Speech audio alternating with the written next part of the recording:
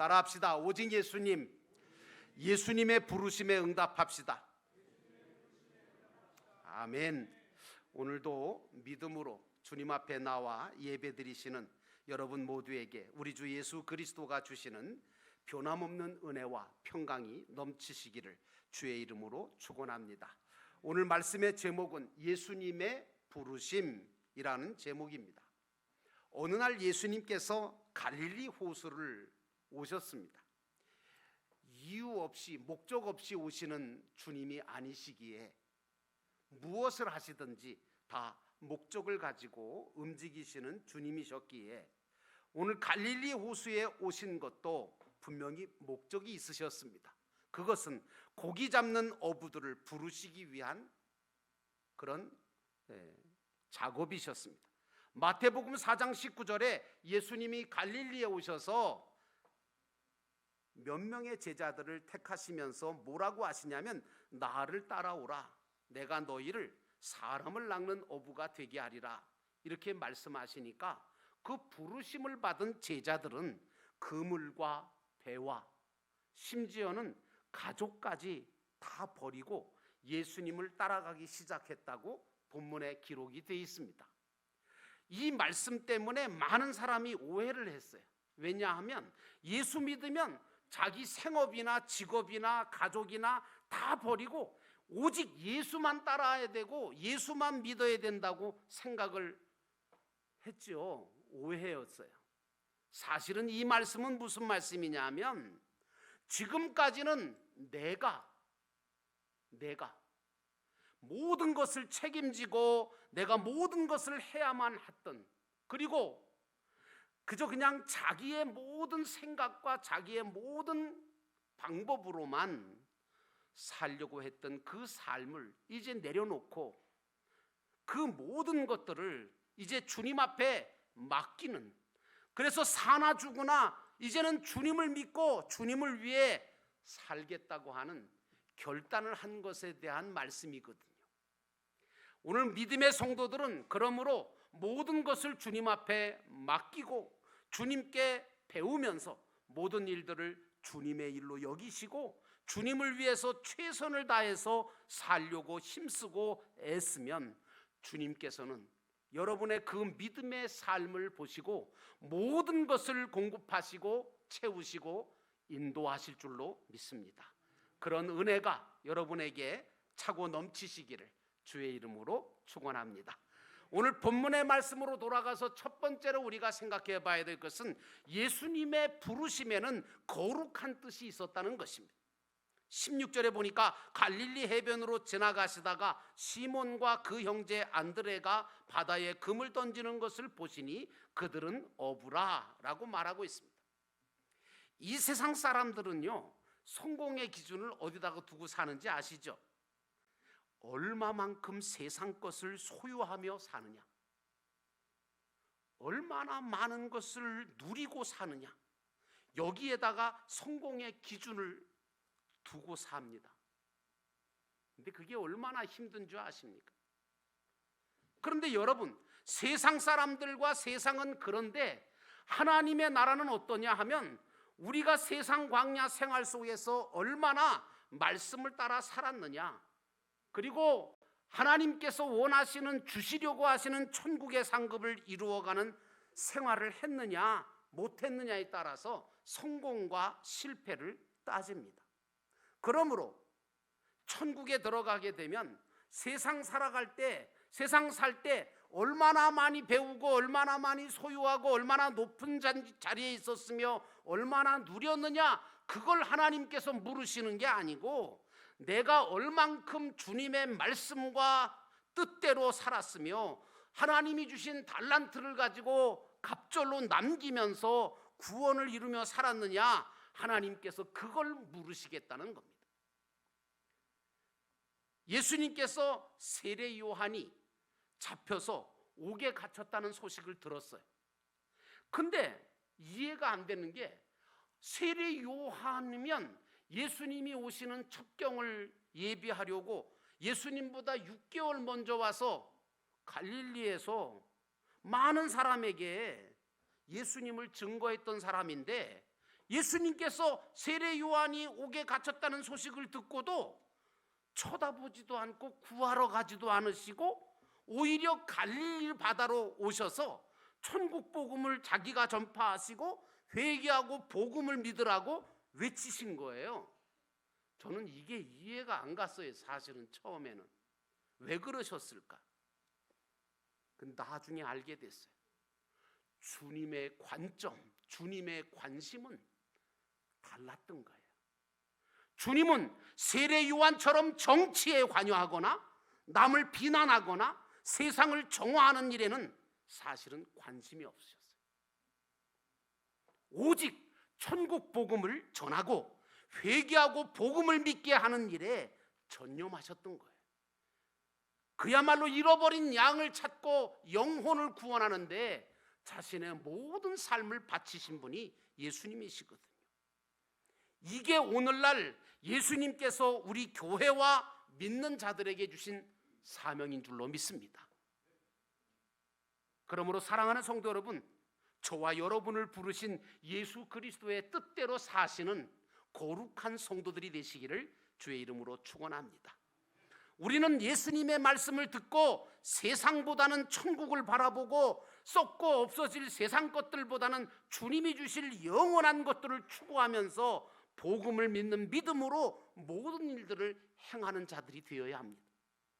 하늘나라 천국의 많은 것을 쌓아가고 심어가고 저축해가는 것이 우리의 최고의 목표가 되어야 됩니다. 베드로는 이런 말을 합니다. 보이는 것이 우리의 소망이 아니라 보이지 않는 것이 우리의 소망이다. 예수님 말씀하십니다. 때가 찼다. 그러니 너희들은 회개하고 복음을 믿으라. 여러분, 때가 찼다는 건 뭡니까? 바로 내가 주님 앞에 설 때가 가까웠다는 얘기고, 또 주님께서 다시 이 땅 위에 재림하여 오실 때가 가까웠다, 이 말씀입니다.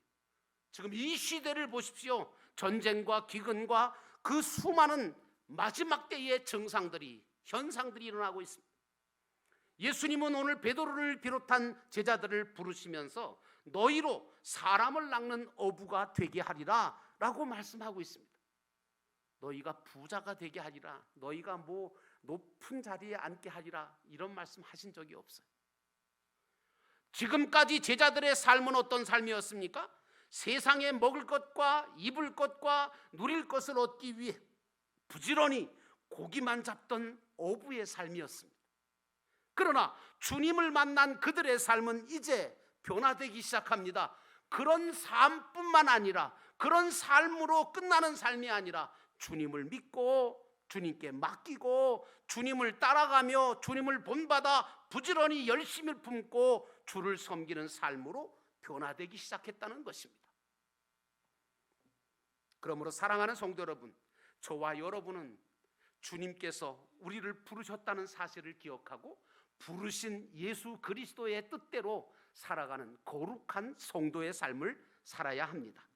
세례 요한은 주님을 위해 살고 주님 앞길을 예비하는 사명을 가지고 태어난 사람입니다.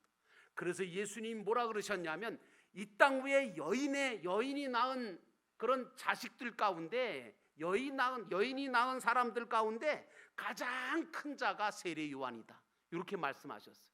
어마어마한 사명을 가지고 태어난 거죠. 그런데 문제는 뭐냐?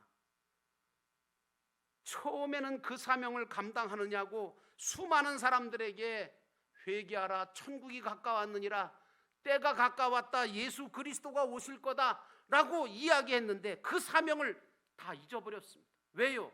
사람들이 1명, 2명, 10명, 100명, 1000명 모이다 보니까 어떻게 해요?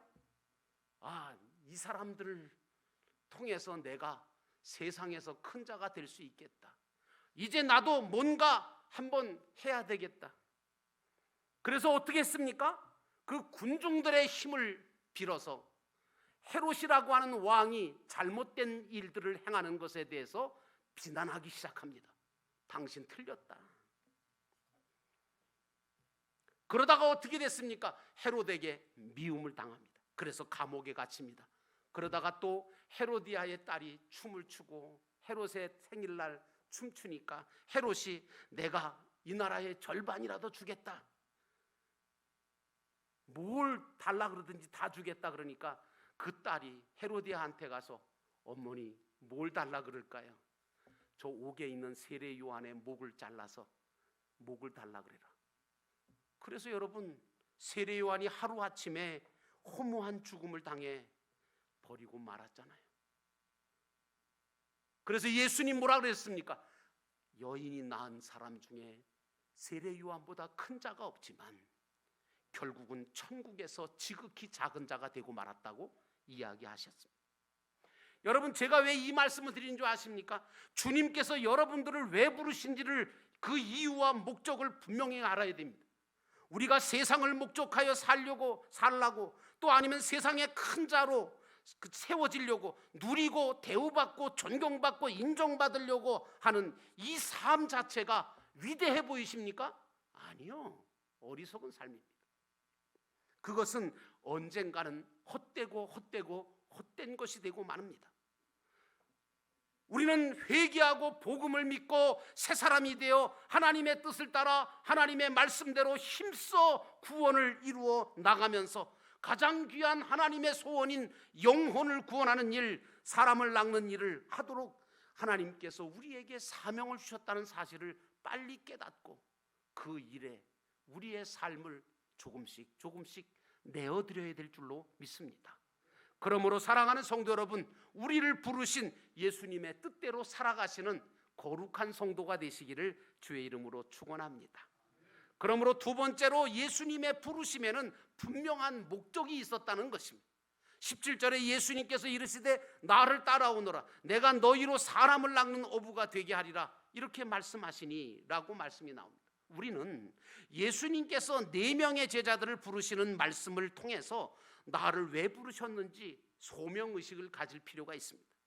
오늘 4명의 제자들은 예수님의 부르심을 받지 못했다면 아마도 그들은 밤낮 그물만 깃고 고기 잡고 그러다가 한 번도 제대로 주님의 일을 못 해보고 고기 잡다 일생을 마치고 갈릴리에다가 뼈를 묻었을 거라고 생각이 됩니다.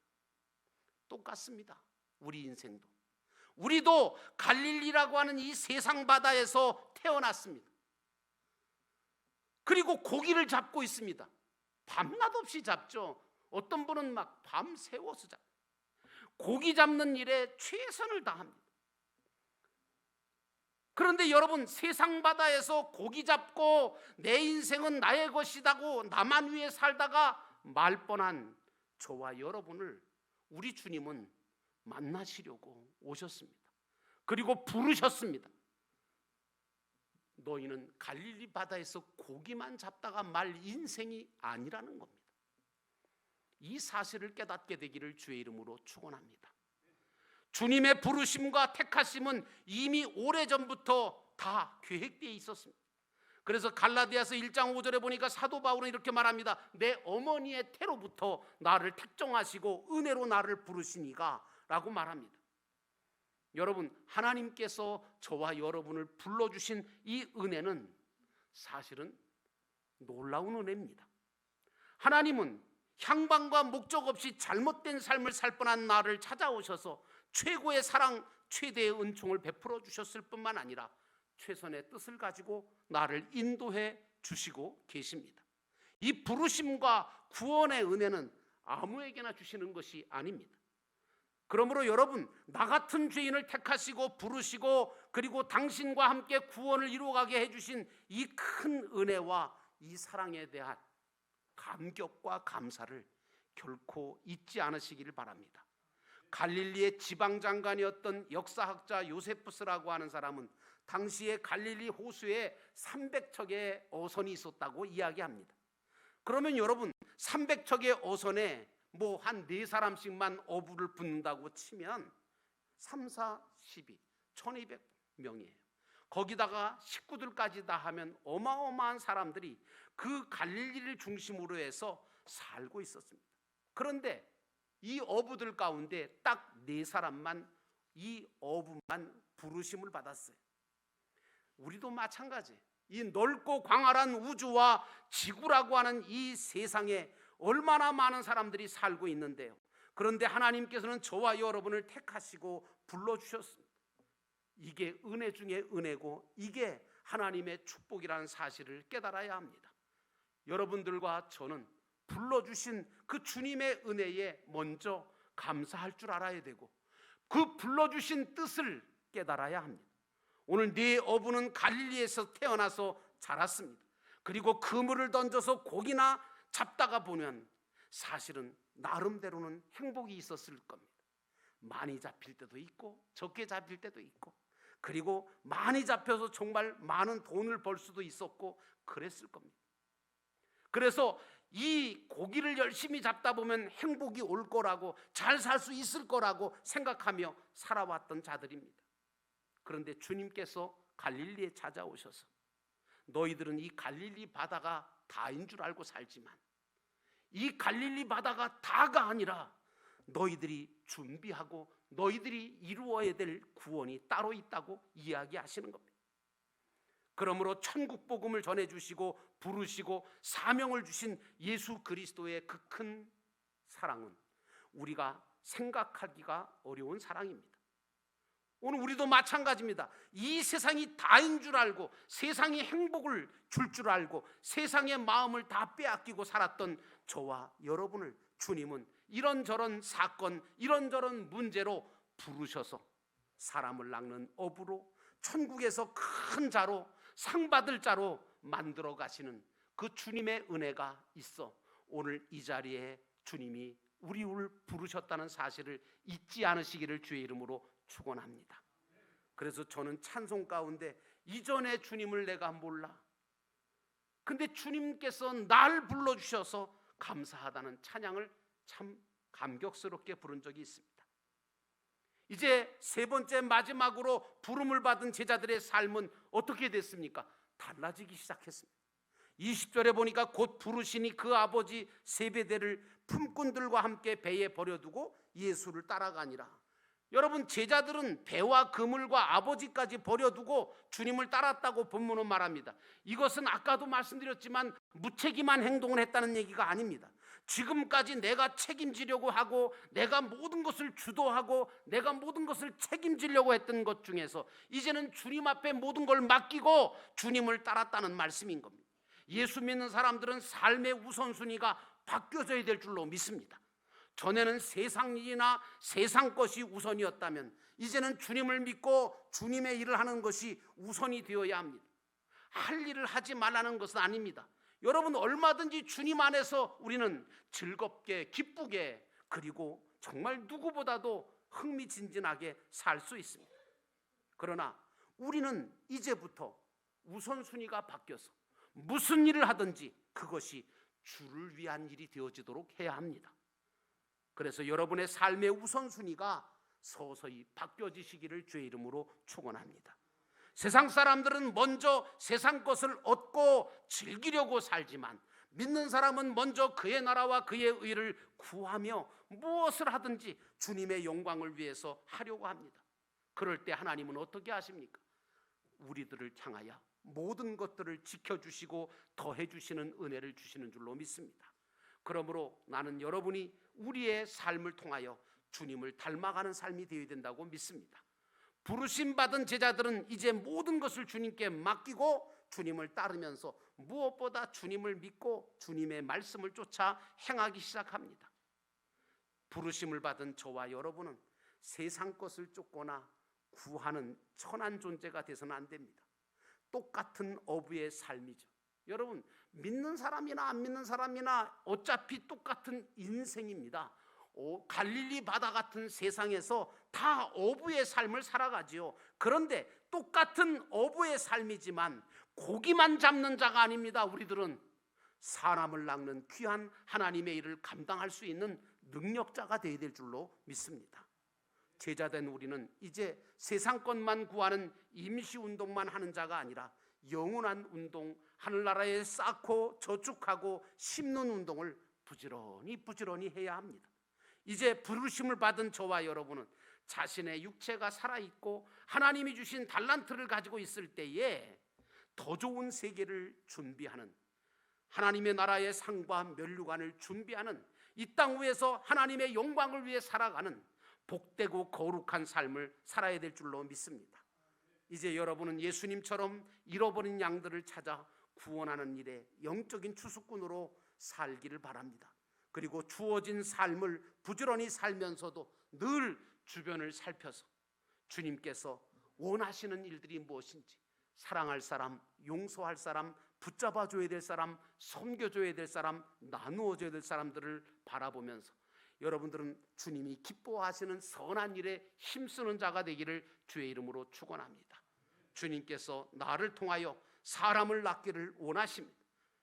그러려면 주님의 소원을 따라 살려고 할 때 주님은 여러분이 하시는 모든 일들을 축복하시지 않겠습니까? 나는 여러분들이 주님께서 원하시는 그 일을 하기만 하면 주님께서는 여러분들의 모든 삶을 책임져 주시리라고 믿습니다.